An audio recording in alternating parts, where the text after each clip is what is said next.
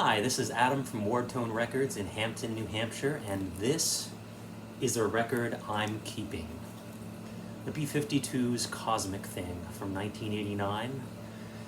So, I have a long history with the B-52's because when I was about 10 or 11 years old, I saw them on MTV for the first time. It was actually the album after this one called Good Stuff, which didn't do quite as well, but I absolutely, from the moment I heard it, from the moment I saw it, I loved it.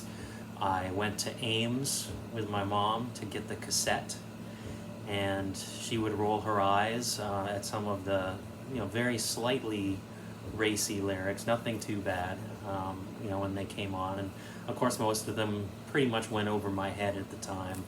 But I loved the energy of it, I loved the beat, I loved the sound of their voices, and it ended up being my very first concert that I went to was the B-52's at Keene State College, who my uncle took me to see, and that solidified my love for the band even more. But this is their biggest album, and it was the one before Good Stuff. Came out in 1989, and of course it includes Love Shack and Rome, which were the two big hit singles, but actually the whole album sounds great. It was produced by, half the tracks were produced by Nile Rodgers from Chic. He is a very famous rhythm guitarist. The song Get Lucky by Daft Punk, he did the funky rhythm guitar on that. And he was also a great producer, responsible for Sister Sledge, We Are Family, and a lot of other fantastic hit singles from throughout the late 70s and into the 80s and 90s and beyond, actually, and he's still performing. The other producer was Don Was, who you might know the song Walk the Dinosaur. That was from his band Was Not Was, but he's had a very interesting career as well and has produced all sorts of albums and has recently been playing with Bob Weir in Wolf Brothers, so that's a pretty wide spectrum of things that he's involved in.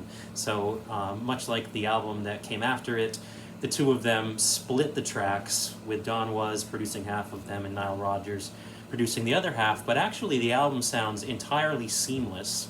The way it's sequenced, the songs, the unique style, the different voices, it really is a great album from start to finish, and probably, I don't want to say it's the B-52's best album, but between this and the first couple albums that they came out with in the late 70s, early 80s, it's definitely up there.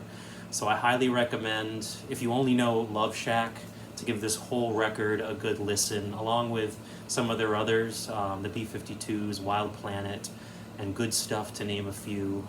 And I think this really stands the test of time. It's a solid album from the very first note to the end. So this is an album I'm keeping, but you can have it too. Thanks for watching.